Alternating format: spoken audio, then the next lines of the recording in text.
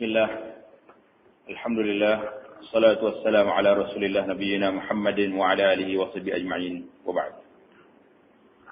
Alhamdulillah, kita dapat sambung pengajian kita untuk memahami Islam yang telah pun kita bicara tentang pengertian ibadat dalam Islam. Bahawa manusia ni, Allah SWT jadi dia ni, wa ma khalaqtul jinna wal insa illa liya'budun. Dia jadi kita ni, dengan jin ni, tujuan dianya nak suruh beribadat kepada Allah, menjadi hamba Allah Subhanahu Wa Taala, tak ada kerja lain. Bagaimana nak jadi hamba Allah Subhanahu Wa Taala sepenuhnya? Alhamdulillah kita telah jelaskan pada pelajaran kita yang lepas, iaitulah semua kerja buat kita, inna salati wa nusuki wa mahyaya wa mamati lillahi rabbil alamin. Semua sekali. Nusuki, ibadat kita. Inna salati, semaya kita, wa nusuki, ibadat lain-lain. Korban kita. Mahyaya wa mamati. Hidup kitanya, mati kita semua sekali. Lillahi rabbil alamin. Barulah kita dapat merealisasikan apa yang dikehendaki oleh Allah SWT. Wa ma khalaqtul jinna wal insa illa liya'budun. Jadi kita telah cerita dah bagaimana program yang sepatut kita buat dalam kehidupan kita seharian, barulah kita dapat melaksanakan tuntutan tersebut. Dan kita selesai dah kita dalam bab yang pertama, bab muqaddimah dia. Kita telah masuk dalam bab yang pertama, iaitulah kebersihan dan kesucian dalam Islam. Kebersihan dan kesucian dalam Islam, mulanya dengan start ayat Al-Quran Al-Karim, innallaha yuhibbut tawabin wa yuhibbul mutatahhirin. Maksudnya Allah SWT mengasihi orang-orang yang banyak bertaubat dan mengasihi orang-orang yang sentiasa membersih dan mensucikan diri.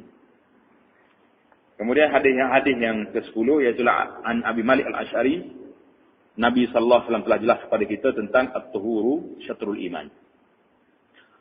Kemudian kesucian, kebersihan pula dia terbagi kepada dua jenis. Yang pertama kebersihan secara zahir, kemudian diikuti dengan kebersihan secara batin. Manusia ni mesti ada dua. Zahirnya bersih dan batinnya kan juga mesti bersih. Kalau dua ni tidak sama, tidak selaras, bersih zahir saja, batin tidak, maka dia ada menjadi satu kepincingan. Mesti orang itu bersih dari segi batin. Zahirnya tak bersih. Juga tidak sempurna iman dia. Jadi hadis yang telah kita bincang pada minggu lalu, iaitu hadis Aisyah tentang as-siwak, kelebihan siwak. Kemudian diikuti dengan hadis Abi Hurairah radhiyallahu taala anhu. Nabi sallallahu alaihi wasallam jelas kepada kita, kalau tidak aku takut kamu ni susah hati, kalau tidak kamu ni menyusahkan kamu ni, nascaya Nabi kata sallallahu alaihi wasallam, aku akan perintahkan supaya mereka bersiwak pada tiap kali mengerjakan sembahyang. Jadi makna siwak baru ni kita telah jelas dah. Bahawasanya asalnya siwak je dengan kayu arak yang disebut tu. Kemudian siwak di zaman kita ni terpulanglah kepada suasana sekarang. Sama ada kita guna beruh gigi ke guna apa jenis. Yang pentingnya nak membersihkan mulut kita, nak bersihkan bau yang mulut supaya jadi bau yang harum. Yang gigi kita pula bersih daripada sebarang kekotoran. Jadi penjelasan kita tambah sikit. Berapa tempat yang disunat supaya kita bersuci. Tempat yang kita dituntut oleh Allah SWT, Nabi kita ajar supaya kita bersuci.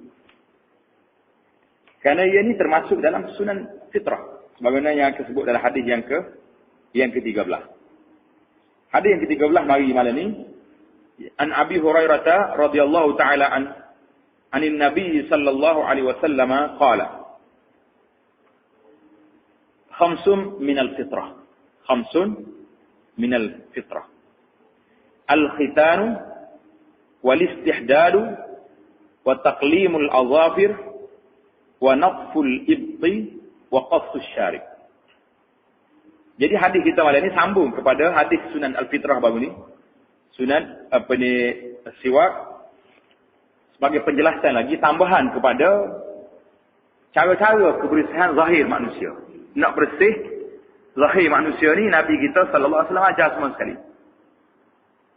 Dari Abu Hurairah radhiyallahu taala anhu, dari Nabi Muhammad sallallahu alaihi wasallam sabdanya, 5 perkara dari peraturan-peraturan kebersihan.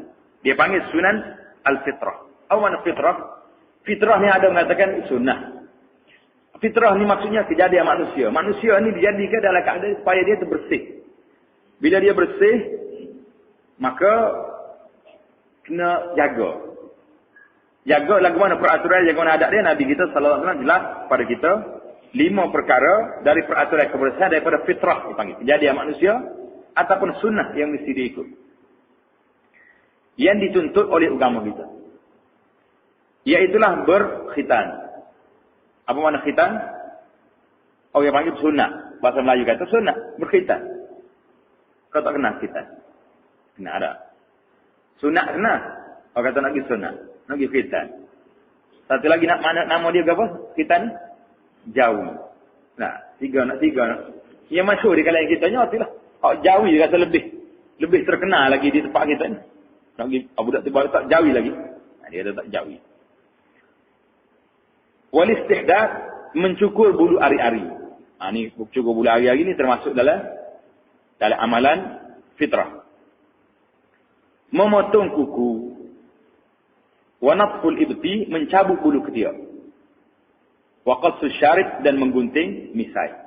Berapa dah tu? 5. Termasuk dalam hadis yang kita baca dah, as-siwak kara. Dalam hadis yang berikut diterangkan beberapa perkara lagi selain dari yang disebutkan pada hadis yang lalu. Hadis yang lepas kita sebut dah as-siwak. Ditambah dengan malam ni khitan, 5 perkara lagi tambah. Kemudian dijelaskan dengan hadis Aisyah radhiyallahu taala anha wa ardaha qalat qala Rasulullah sallallahu alaihi wasallam ashrun minal fitrah. Ashrun minal fitrah. Ini hadis ni tambah lagi. Dari Aisyah radhiyallahu taala anha katanya Rasulullah sallallahu alaihi wasallam bersabda 10 perkara dari fitrah. Awana fitrah, peraturan kebersihan manusia. 10 perkara ini. Yang pertama, qassus syarib. Iaitulah menggunting misai. Maknanya susunan dia tu tak sama. Hadis yang mula-mula tadi, dia start dengan khitan. Kalau ni start dengan qassus syarib. Wa i'fa'ul lihyah, ini hak tambah yang baru ni. Membiarkan janggut tumbuh panjang serta mengemaskannya. Mesti janggut kita ni lok dia naik. Jangan dibuat, jangan digunting. Wasiwak, bersugi, membersihkan gigi. Berapa dah? 5 atas hari, tak tambah hak bawah ni. I'fa'ul lihyah. Ya kenanya pelihara janggut. Yang ketujuh siwak, bersugi. Wastinsyaq alma, menyeduh air, iaitulah membersihkan hidung. Ini kita bila, lepas ni kita lah pula. Pasal apa disuruhkan? Wa qassul azfari, memotong kuku. Ya keluar apa dah? 7, 8, 9. Wa ghaslul barajim, mencabut bulu ketiak. Membasuh buku jari. Jari-jari kita ni kena basuh. Wa natful ibti, mencabut bulu ketiak. Tadi ada bilangan masuk dah tadi. Wa halqul anati. Halqul anati itu mencukur bulu ari-ari. Tadi dalam hadis yang pertama tadi dia tak kata halqul an, dia kata al-istihdad. Guna pisah.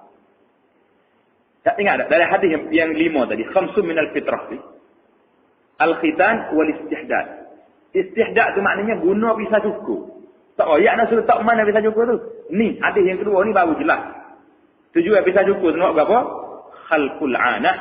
Khalqul anah iaitulah nak cukurnya bulu hari-hari. Tepat dia. Wa intiqasul ma', dan beristinja. Tengok nombor 1 di bawah. Perkara yang ke-9, intiqasul ma'. Ada yang mengatakan maksudnya beristinja. Seperti yang disebutkan di sini dalam terjemahan hadis kita ni. Perkara yang ke-10, kata Qadhi Iyad, mungkin berkhatan. Seperti yang disebut pada hadis yang lalu. Jadi qala Mus'abun, kata Mus'ab, salah seorang rawi hadis ni. Wa nasitul ashirah. illa an takuna al-madmadah. Dan aku lupa akan perkara yang ke-10, aku fikir perkara itu tidak lain dari berkomo-komo. Jadi Musa kata dia terlupa yang ke-10 ni. Ada yang mengatakan berkomo, ada yang mengatakan apa dia tadi? Al-khitan. Al-khitan termasuk dalam yang ke-10. Sebab al-khitan dalam hadis yang kedua ni tak sebut. Ada tak dalam hadis yang kedua? Tapi hadis pertama tadi ada. Jadi kalau tidak, jadi lebih lah. Khitan, siwak ada. Kemudian madmadah, berkomo-komo.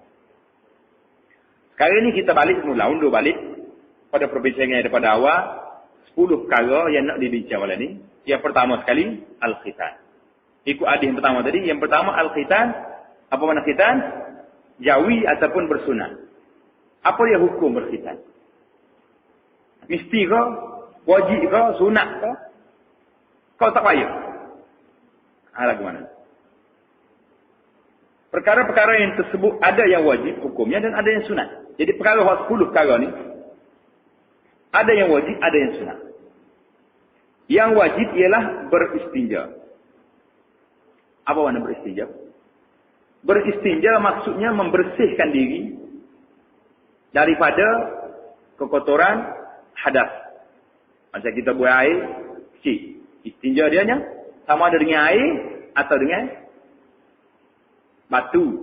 Dia gini, dua ya. Istinja ni sama ada basah ataupun kering. Istilah dia. Tanda dia istinja itu iaitu bersuci daripada hadas. Lagu mana? Dengan air atau dengan benda-benda lain daripada air. Kalau air sesama tak ada. Basuh air, kemudian sudah. Benda yang kedua yang dibolehkan untuk beristinja, iaitulah bukan air. Yang biasa kita dengarnya apa benda? Batu. Nah, orang panggil istinja dengan batu. Itulah yang kita belajar, yang kita kursus. Istinja dengan batu. Kalau dengan kayu boleh. Cari-cari batu tak ada. Bapak kita ni kata kayu banyak. Ambil kayu ni cokek boleh. Kau tak boleh. Dia tak kira apa saja pun, nak je benda tu keras dan boleh menyucikan. Sama ada dia batu, kayu, tisu, sabutnya, apa saja kita jumpa, boleh tak? Ya kata kalau guna tisu, kan serupa dengan orang lain pula. Pasal kita duduk gelar dengan orang lain. Demo ni guna tisu. Ini jadi masalah. Tidak jadi masalah, istinja ni boleh semua sekali. Bukalah sikit pemikiran kita, jangan duduk sikat dengan batu saja. Bila kita dengar batu tu, jadi bila sebut muka lain tu, pelik dia. Ada juga istinja dengan barang lain boleh. Jawab ni boleh. Dia tidak syarat dengan batu, tapi jangan benda tu najis. Dia jangan benda tu, dia panggil muhtaram. Dia hormati. Waktu Nabi SAW Nabi istinja, dia royak pada sahabat dia, cari aku 3 butir batu. Jadi, sahabat ni pergi cari, jumpa 2 butir batu. Dalam gelap, so lagi jumpa tahi kering. Tahi binatang lah, tahi utar ke apa. Dia panggil raus. Ambil 3 ni beri ke Nabi. Nabi kata, hak 2 ni ambil batu. Hak ni, Nabi kata, apa ambil iPhone ni? Tak jumpa semua batu. Nabi pun tahu, dia kata, hadar riksun, ni najis. Sebab dia sendiri tu najis. Tahi utar, tahi lembu, tahi kambing, tak kira, dia betul tahi. Lepas tu Nabi kata, riksun, jangan ambil. Nabi pun lari lah, tegah, daripada menggunakan istinja dengan benda-benda yang ada kehormatan, ataupun dia tu najis. Yang ada kehormatannya, berapa contohnya? Iaitulah tulah. Tak kita cerita dah baru ni. Wa ma khalaqtul jinna wal insa illa liya'budun. Kau tak cerita tentang jin masuk Islam. Kau ayat darah.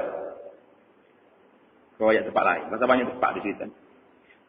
Jadi jin ni, waktu dia mari jumpa dengan Rasulullah SAW nak masuk Islam, sudah dia terima wahyu mengaji Islam tu, dia ayat Rasulullah, minta lah barang-barang sikit, rezeki, apa-apa ada. Nabi pun ayat. Setiap tulang yang disembelih, makan daripada binatang yang disembelih, itulah makanan. Makanan kamu. Pasal tu Nabi SAW ayat, mu jangan istinja dengan tulang. Kerana tulang ni makanan saudara kamu daripada jin. Jadi kita ni kalau ada tulang ke berapa, jangan tahu kalau sekali dengan bekas-bekas apa, pempos ke berapa tu sekali dengan najis. Ni pakai sahabat-sahabat kita mari nak putih, makan tak boleh. Dia kata sekali dengan najis, tak boleh siap dia. Kita kena tak tempat dia suku. Jangan campur kat siap. Jadi istinja ni boleh, syaratnya benda tu keras, menyucikan dan dia bukan daripada najis dan bukan daripada benda-benda yang ada kehormatan. Macam tulisannya lah. Baik. Jadi istinja ni wajib. Lepas kita ambil wuduk dan lepas kita buat air, mesti beristinja. Sama ada dengan air ataupun dengan kawan-kawan tersebut tadi. Kita jangan suka. Kadang-kadang, pelik dia tu. Memang pelik. Sehari je tak ada air tempat kita. Tidak gagas kapur. Tak ada air. Bila waktu tak ada air ni lah, kita kadang kita masuk dalam tandas, tak jumpa air. Nak macam mana? Dalam poket ada tisu. Boleh. Itu masalah. Nak orang tak cari batu pula, leceh habis. Jadi selesailah masalah seperti itu. Jangan payah-payah. Dan yang lain dari itu adalah sunat belaka, kecuali perkara berkhitan. Masalah khitan, ini ada khilaf ulama. Yang pertama, menurut mazhab Syafi'i, kita bicara pasal khitan ni, nampak agak ramai orang tanya masalah khitan. Khitan ni bila, menurut mazhab Syafi'i dan mazhab Hambali, Syafi'i dengan Hambali dia kembar dua ni, berkhitan adalah wajib bagi orang-orang yang telah dewasa. Berkhitan wajib bagi orang yang telah dewasa. Dia hak dewasa ni sehingga sampai ke balik. Bila balik tak khitan lagi, dosa. Pasal itulah ramai kita ni, kita khitan anak kita ni sebelum balik dah. Umur kerja di sekolah umur 10 tahun, 12 tahun. Tapi ada yang mengatakan bila ke waktu yang sepatutnya dia khitan. Jadi ada yang mengatakan khitan ni, baiknya kita khitan waktu dia kecil. Ada yang mengatakan dalam 7 hari. Pasal tu orang Arab ni dia khitan dalam 40. Budak kecil. Semua. Anak-anak kita beranak negeri Arab, semua khitan lah.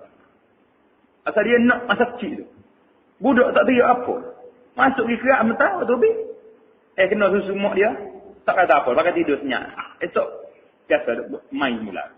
Waktu kecil tu dia tidak rasa masalah apa-apa. Pasal itulah ada perbezaan sini. Ada yang mengatakan khitan ni mesti daripada minggu pertama lagi. Kerana Nabi SAW katanya khitan cucu dia waktu kecil lagi. Jadi dia bagi hak khitan ni. Apabila kita boleh tangguh dia. Sehingga dewasa. Mana siapa dia balik. Kalau tak khitan lagi, itu tak boleh. Itu mazhab Syafi'i dengan mazhab Hambali mengatakan khitan ni wajib. Pasal itulah orang kita ni kena khitan belakang. Ada juga orang kata khitan ni sunat. Tidak wajib. Macam mazhab Hanafi dengan mazhab Maliki. Sebahagian ulama Syafi'i mengatakan khitan ni sunat, bukan wajib. Ia ni sunat adalah sunat yang diajar oleh Nabi kita Muhammad sallallahu alaihi wasallam. Kerana Nabi Ibrahim alaihissalam yang disuruh kita ikut dia ni telah pun berkhitan. Nabi Ibrahim alaihissalam Allah Taala royak mungkin kena ikut. Summa auhayna ilaika anittabi' millata Ibrahim. Kami wahyu kepada kamu ya Muhammad supaya kamu mengikut agama Nabi Ibrahim alaihissalam. Nabi Ibrahimnya berapa umur dia masuk waktu dia khitan? Mengikut dari riwayat hadis mengatakan Nabi Ibrahim berkhitan umur dia nya 80 tahun. Lewat ada turun wahyu suruh laksanakan perkara itu. Jadi itulah dua pendapat yang mengatakan khitan orang laki-laki ni bagi mazhab Syafi'i dengan Hambali kata wajib. Bagi orang yang lain dia kata khitan ni sunat, tapi sunat pun memang sunat yang digalakkan sangat-sangat. Jadi pasal itulah bila timbul masalah kita ni, bila orang yang bukan Islam nak masuk Islam. Orang kafir nak masuk Islam. Jadi setengah pendakwah kita ni, bila rakyat dia mula-mula start rakyat dia, potong dulu. Jadi orang bila sebut potong, walaupun sikit, takut juga. Jadi pendekatan kita jangan dia sebut hak potong lagi. Kalau kita kata mazhab kita wajib, wajib. Tapi kita tengok juga pendapat-pendapat lain yang mengatakan dia tu sunat, dan kita tangguh dulu. Biar dia masuk Islam dulu, ajar maya biar dia gerak molek, barulah kita cerita ke dia. Bahawasanya kami, orang-orang Islam ni, dia berkhitan. Sunat. Jauhi. Sebabnya, kita royak kebersihannya. Royak sekarang ni pula. Penemuan-penemuan baru yang dibuat oleh doktor. Ahli-ahli perubatan mengatakan khitan ni banyak faedah dia. Kitanya tidak nak cerita about khitan malam ni. Kalau tidak, kita cerita berapa kelebihan khitan yang disebut oleh para doktor di antaranya bersih. Kerana bila dia terkotor tu, ada tempat situ, dia panggil bakteria ni, dia kupus itu menyebabkan boleh mudah nak bawa penyakit. Ramai sekarang ni kata orang bukan Islam sudah berkhitan, sudah kita. Tidak kerana agama, kerana kesihatan. Dan apabila dia duduk dengan isteri dia pula, katanya lebih baik dan lebih, limit masa itu lebih baik daripada orang yang tidak berkhitan. Jadi banyaklah kelebihan-kelebihan lain lagi, yang menyebabkan khitan ni dia ni sunnah fitrah, Dan dia juga dari kesihatan juga mengandungi perkara yang baik. Yang jadi timbul masalah sekarang ini, persoalan yang ditimbulkan oleh ramai di antara para ulama di mutakhir ini, iaitulah tentang khitan orang perempuan. Orang perempuan ini mesti kena khitan juga ke tidak. Kalau negara Arab boleh kata kebanyakannya tidak berkhitan, kecuali beberapa negara Arab yang terlalu teruk sangat macam Mesir dengan Sudan, memang dia teruk. Bukan khitan macam orang kita ambil keras sikit dah. Dia habis, dia keras banyak. Pasal tu sahabat peringkat tuntutan di sana menentang masalah khitan ni. Kerana dia kata ini telah menghapuskan hak perempuan ni. Menafikan hak kenikmatan dia dalam di dalam hidup rumah tangga dia. Pasal itulah mazhab yang dua tadi, Hanafi dengan Maliki mengatakan sunat ya, khitan laki-laki ni sunat, orang perempuan makramah. Makramah ni satu kemuliaan bagi dia saja. Tak buat pun tak apa, tak buat pun tak. Tapi bagi mazhab Syafi'i mengatakan khitan anak perempuan ni sama dengan orang laki-laki juga, kerana hadis Nabi suruh khitan ni tidak membeza di antara perempuan dengan laki-laki. Itu perbahasannya panjang. Cuma kita sebut secara ringkas saja sekali lalu.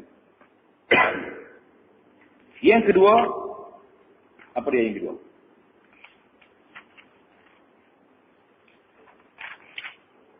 Al-istihdad. Istihdad itu maknanya mencukur bulu hari-hari. Dan gerak kuku. Lepas tu, mencabut bulu ketiak dan menggunting misai. Kita ambil ni atas-atas dulu. Jadi masalah istihdad ni, cukur bulu hari-hari ni, ada masa tertentu kau pakai lepas gitu. Ikut nak nebah atau nebah, pakai biar ada. Salah kan? Di sini ulama-ulama telah menjelaskan bahawasanya Nabi SAW bagi hak dia nya, suruh cabut bulu ni, bulu tiaknya, suruh cukur bulu hari-hari ni. Ada masa dia, kata sahabat Nabi SAW, dia kata, waqita lana fi qasis syarif. Nabi telah tauqidkan, telah buat satu masa, untuk gerak misal. Gerak kuku, cabut bulu tiak, dan menebah alih bawah ni, alla natruk aksar min arba'ina laylah. Tak boleh lebih daripada 40 malam. Kalau buat tiap minggu tak apa. Mana jangan lebih daripada 40 malam, mesti kena nebah. Biar ada tarikh dia. Kena kira lah juga. Mana sebulan sekali itu kena lah dah. Kalau tidak jadi sekabut dah. Dia panggil suasananya. Tidak, orang panggil tidak ceria. Sebab macam daerah ni kan, dia nebah juga. Nah, landscape dia tu, dia comel juga suasana.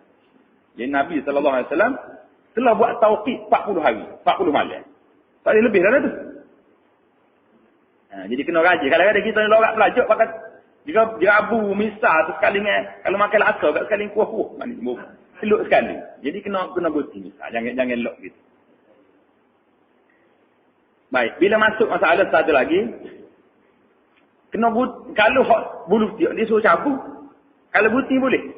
Boleh belakang ulama kata. Hak cabut ni kalau guti pun tak apa, cabut pun tak apa, bubuh ubat suruh tidak jadi masalah. Cuma kalau misal cabut berat kalau dah sakit, kena tengok tempat-tempat boleh cabut-cabut lah. Kalau tidak, bunuh misal, bunuh pisah. Balik kepada yang ke berapa tadi? Memotong kuku. Masalah memotong kuku ni, ada ke tidak cara-cara tertentu potong kuku? Biasanya banyak kita tengok di surau atau di balasah, orang tak tepek gambar kuku, dia start sini dulu. Jari telunjuk. Betul tak? Jari telunjuk dulu. Lepas tu pergi ke jari tengah. Lepas sini, ulai mari sini pula, masuk, sudah ni, ibu tangan. Tak sini, pusing, mari sini pula, sudah dengan ibu tangan. Itu dia itu salah satu pendapat, cara-cara yang masyhur, yang disebut dalam kitab ulama-ulama Syafi'i. Jadi dia tanya, orang tanya, pasal apa dia start ni jari ni dulu? Apa tak start ni ibu tangan dulu? Boleh tak? Kau tak ada start pula yang ni. Pakai gomo yang ikut dia. Ikut dia. Dia lagi kiri-kiri, yang lagi kanan-kanan. Tapi kalau ada orang, kalau kita tanya, pasal apa dalam kitab ni? Dia kata, kena start dengan ni dulu. Alik kanan ni, kaya jari telunjuk ni. Pasal apa dia start dengan tu dulu? Jadi, ta'lil, orang panggil ta'lil ni, orang panggil nak tunjuk sebab. Sebab dia kata, pasal jari ni, jari yang kita buat tasyahud. Maka dia lah paling mulia sekali dalam kamar-kamar tangan. Betul tak? Bila kita syahadu an la ilaha illallah, hari ni bangun gerak sekali dengan tasyahud kita. Mana dia bersyahadat juga. Jadi dia lah orang yang mula-mula adalah yang paling mulia adalah banyak-banyak jari kita ni. Apa tu start dengan dia dulu. Itu kemudian hari pula lagu mana hari. Nak start bila? Ada yang mengatakan kalau start hari sekalian masuk tubik ubah masuk penyakit. Kau tak ada dengar? Kau tak ada dengar? Itu asal bijak. Pergi masa. Biasa dengar. Jadi, ada yang kata kalau start hari ni, dia akan tubik penyakit, masuk ubat. Jadi, kita kena start hari tersebut lah. Setiap hari ada start dia.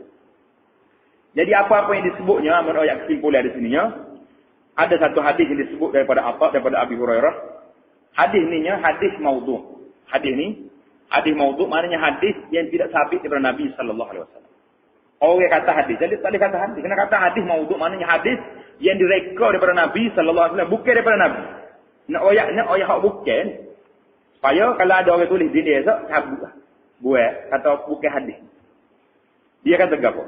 Apa dia kat kuku dia pada hari Sabtu keluar penyakit masuk ubat. Hari Sabtu nak kat kuku. Apa dia ke hari Ahad keluar sakit masuk kaya. Jadi kena kat ubat hari-hari dia baru dia ke hari Sabtu segar, ke hari Ahad kaya. Apa dia ke hari Senin keluar segala penyakit masuk kesihatan. Hari Selasa sampai setiap hari itu ada berlaku lah. Jadi hadis ni hadis palsu yang direka-reka cerita kepada Nabi sallallahu alaihi wasallam tidak mari daripada Nabi Muhammad sallallahu alaihi wasallam. Jelaslah bahawasanya kata ulama-ulama hadis kata Al-Iraqi salah seorang ulama hadis kata tidak sabit kaifiah cara-cara kerak kuku ni hadis yang boleh beramal kita tak ada. Jadi keraklah ke mana-mana pun yang pentingnya jangan lebih daripada 40 hari. 40 hari jangan lebih. Contohnya penyakit orang kita lah ni, kuku pula, masa ni, kita sekat kuku. Harus jadi panjang-panjang. Dia kuku panjang ni, serupa dengan apa? Serupa apa kuku? Serupa boleh dah, pasal jenis makan dengan kuku. Kita ni makan dengan tangan, pasal tu Nabi kita tu, kat kuku boleh. Jadi royak, dia kata demon, nak jadi serigala, kuku apa? Kita sekat kuku. Boleh tanya gini. Kalau memang dia yang ni kena banyak pokok. Dia kata kerak lah kuku. Nabi kata tak lebih pada 40 hari kena kerak belakang. Bisa kena andanya janggut. Janggut kena tahu. Berapa lagi cabut bulu tiuk kena cabut. Alik bawah kena tebas. Jadi ulama mengatakan kerak kuku tadi tidak sabit hadis yang menunjukkan pada kerak kuku. Kata Al-Hafidh Ibn Hajar rahimahullah ta'ala, sangat ulama besar dalam bab hadis ni, dia kata tidak sabit pula pada tertib jari. Ketika nak kat kuku, mana-mana hadis yang boleh diamalkan dia. Jelas tu tak? Contohnya Nabi kita sallallahu alaihi wasallam, dia suka benda-benda dia ni suka buat alik kanan dulu. Jadi kalau kita sudah tanya kanan dulu, pasal mai kanan kiri pula, itu lebih baik ittiba, maknanya ambil daripada hasar. Asal Nabinya segala benda dia mesti mula angkat dengan kanan dulu. Pakai kasut balik kanan dulu, pakai baju ke kanan dulu. Masuk masjid atau tempat lain. Dalam bab kira-kira buat ni. Gimana ni? Ya. Tak ada. Hadis yang sabit ni tidak tentu. Malam kau, siang kau, hari ke apa kau. Kau kata tubik penyakit masuk ubat sana tu, semua tu palsu lah kau. Tidak ada dalil. Yang pentingnya kerak kuku, kau tunuk sekali. Dia tak masuk dalam. Ada lah kita ada. Tak ada lagi dah. Kalau tak ada lagi tak boleh. Nanti itu apa lagi? Berapa dah ni? Oh kita bicara dah. I'fa'ul lihya. Nabi kata kena pegang janggut. Janggut kena ada. I'fa'ul lihya di sana kan? Dalam hadis yang ke-14 tu, membiarkan janggut tumbuh panjang serta mengemaskannya. Ya, kena biar panjang tapi biar kemas. Jangan kata grosnya janggut tapi nak panjang tapi grosnya atau itu dia panggil tidak termasuk dalam sunnah yang disuruh oleh Nabi Muhammad sallallahu alaihi wasallam. Karena Nabi kita dalam hadis lain Nabi kata salihul musyrikin. Kalau kamu menyalahi orang musyrikin wafiru al-liha. Biarkan janggut tumbuh panjang. Dia janggut. Enggak kita orang Melayu ni. Kalau lok panjang mana pun tak naik ke habis tinggi sekat tu ya dah. Jari-jari adalah orang panjang. Jadi, kalau mana ada janggut tu jangan cukup habis. Biar jangan kita ni beza kita dengan orang Tino rumah. Kalau tidak tak ada beza, jadi tukar. Tak ada janggut belakang dia. Dalam hadis lain Nabi kata sallallahu alaihi wasallam, "Dalam kamu anda misamu dia lepas janggut dia khaliful majus, dia kamu ni beza dengan orang kafir." Jadi ulama-ulama sini berbezalah pendapat, ada yang mengatakan kerak janggut ni makruh. Makruh. Tapi ada sebagian ulama lagi dia kata tak. Pasal oleh kerana Nabi kata wafiru dengan lafaz amri. Lafaz amar makna musuh. Nabi kata blok janggut ni. Jangan dipakai dia. Blok. Kena panjang. Jadi kalau kita kerak habis pelakor, jadi nampak bercanggah sangat dengan arah Rasulullah sallallahu alaihi wasallam. Jadi kalau tak selesai secara mana pun, biar ada kok cepuk sekuatnya biar ada dulu. Buat renok dulu, lepas tu kau panjang biar ada. Kalau kita nak rumah marah kata, oh, tak kena nak suap abang, nak suap pengadik, kata sama tak ada janggut belakang. Tak kena gitu. Tidak nampak sempurna, dia panggil kamal ar-rujul lah. Tak nampak kehebatan orang lelaki tu, dia janggut sini baru ada. Baru nampak dia terkemah molek, dia ada janggut. Kemudian hak bicara baru ni as-siwak dah. As-siwak kita bicara, iaitulah Nabi sallallahu alaihi wasallam dalam hadis yang telah lepas, hadis yang ke-11 dengan 12, iaitu Nabi kata siwak ni menyucikan mulut dia dan mendapat keredaan Allah Subhanahu taala.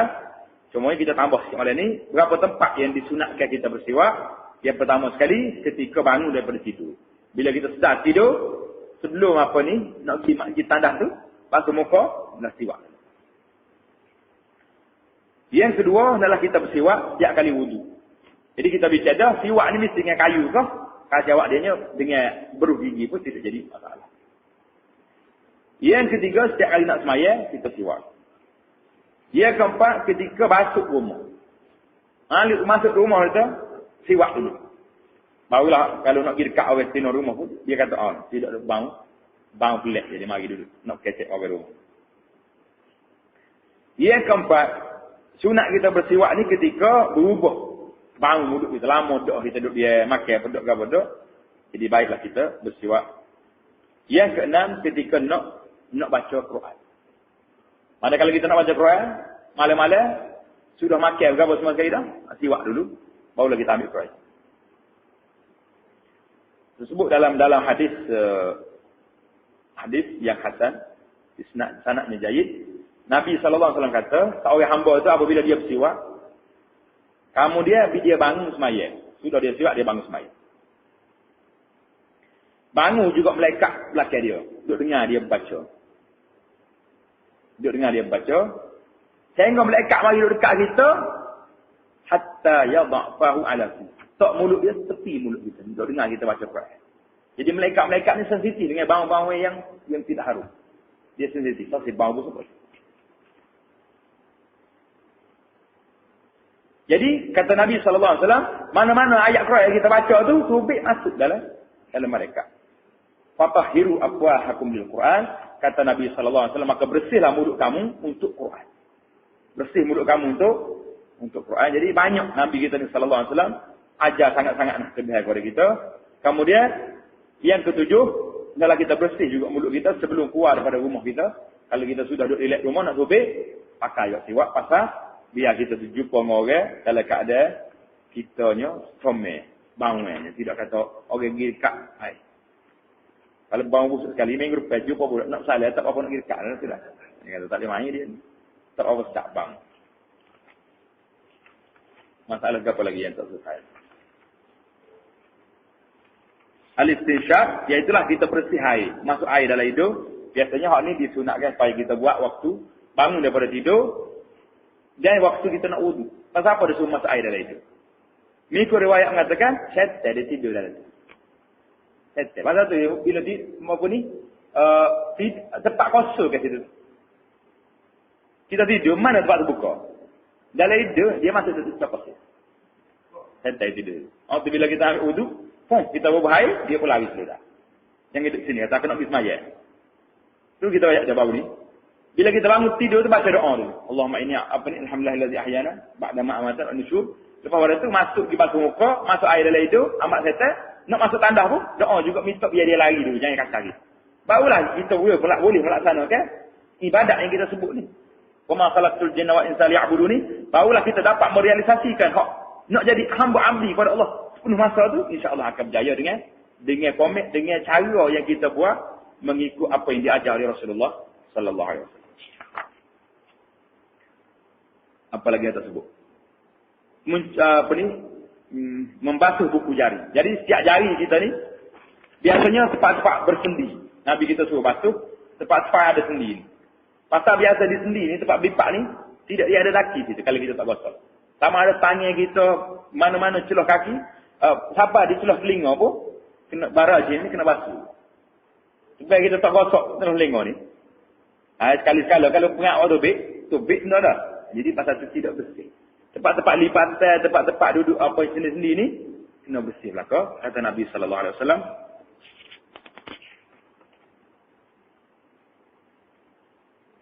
Jadi itulah apa yang disebut oleh Rasulullah sallallahu alaihi wasallam malam ni, bahawa perkara dia panggil min sunan al-fitrah, daripada asal kejadian manusia. Jelasnya kebersihan dan kesucian dalam segala bentuknya adalah dituntut oleh syarak. Ini disimpulkan dalam hadis yang bermaksud kebersihan itu adalah dari iman. An-nazafatu minal iman. Tiap-tiap seorang dituntut bukan saja berkeadaan suci bersih, meliputi tubuh badan, pakaian dan tempat tinggal, tetapi juga dikehendaki sentiasa kelihatan berkeadaan indah berseri. Biar sama-sama kita. Biar jangan sama. Sesuai dengan ajaran Islam yang diterangkan dalam hadis yang berikut. An Abdullah bin Mas'ud radhiyallahu taala anhu, anin Nabi sallallahu alaihi wasallam qala, "Innallaha jamilun yuhibbul jamal." Innallaha jamilun yuhibbul jamal. Dari Abdullah bin Mas'ud dari Nabi Muhammad sallallahu alaihi wasallam sabdanya, sesungguhnya Allah bersifat dengan segala sifat-sifat yang indah dan kerana itu ia redha akan keindahannya dalam segala bentuknya. Jadi lah ni kena pergi penjelasan sikit. Kita ambil masa kita apa dah. Nak bicara buji ada lagi.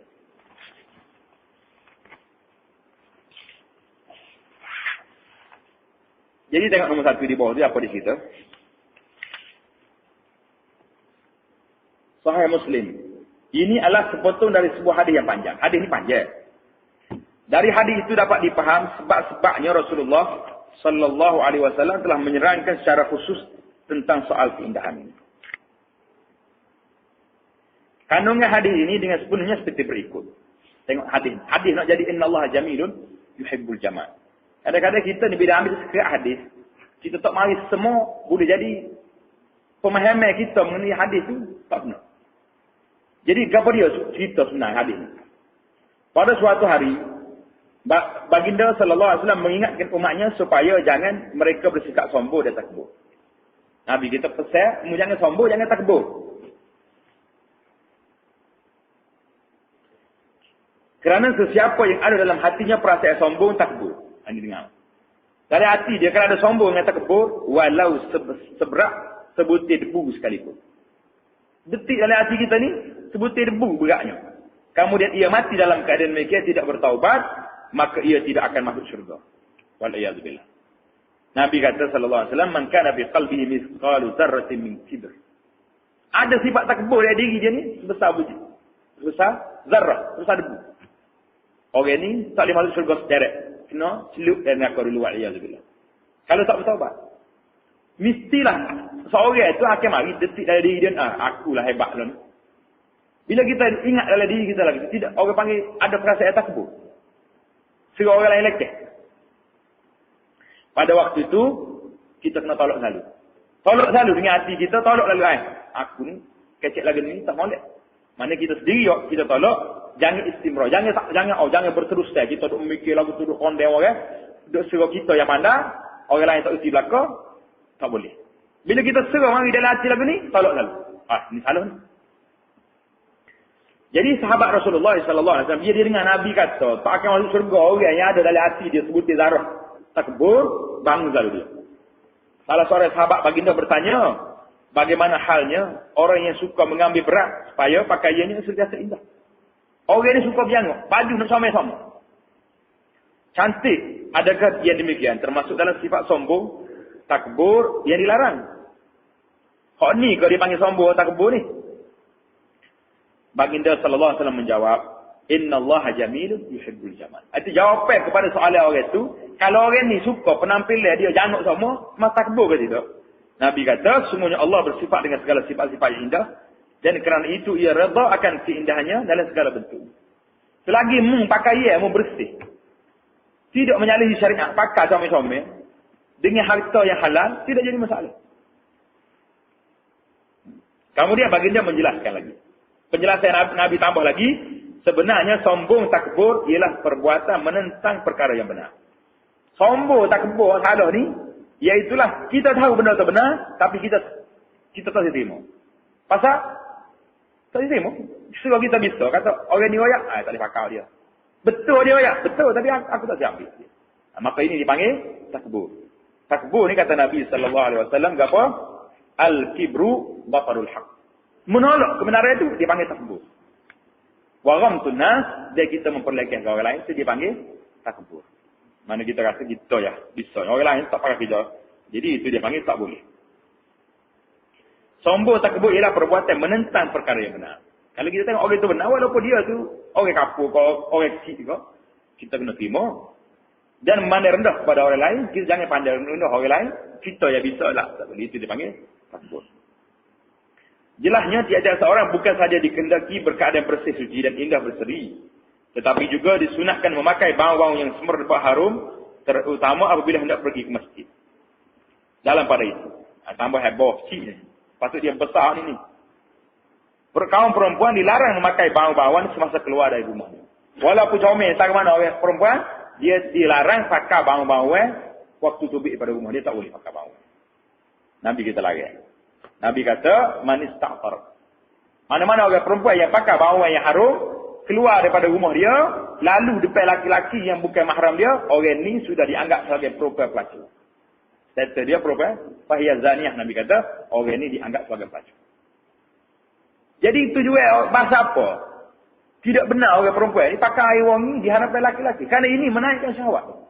Bila naik syahwat, orang laki-laki ni, mari lalu syaitan mari. Oh, tak bau dia ni. Bila bau sudah, orang akan paling tengok. Bila paling tengok, kalau rupa somel jangan pula.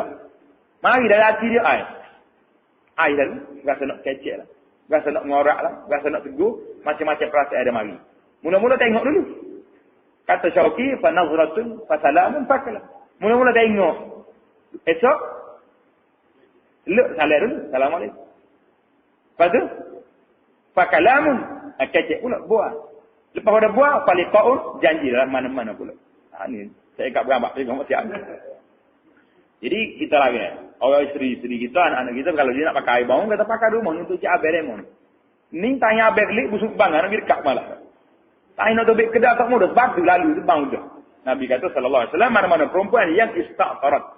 Pakai air bau, tobek daripada rumah dia, nak pergi jalan mana-mana, fahiyah zaniyah. Nabi kata, sallallahu alaihi wasallam, orang ini status bagi seorang perempuan pelacur.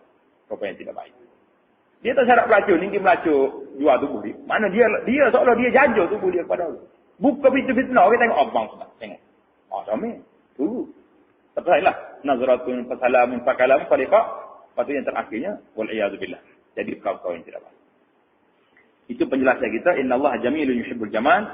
Memerlukan kepada penjelasan yang jelas. InsyaAllah kita sambung dalam penjelasan kita akan datang. Subhanakallahumma bihamdik. Asyhadu an la ilaha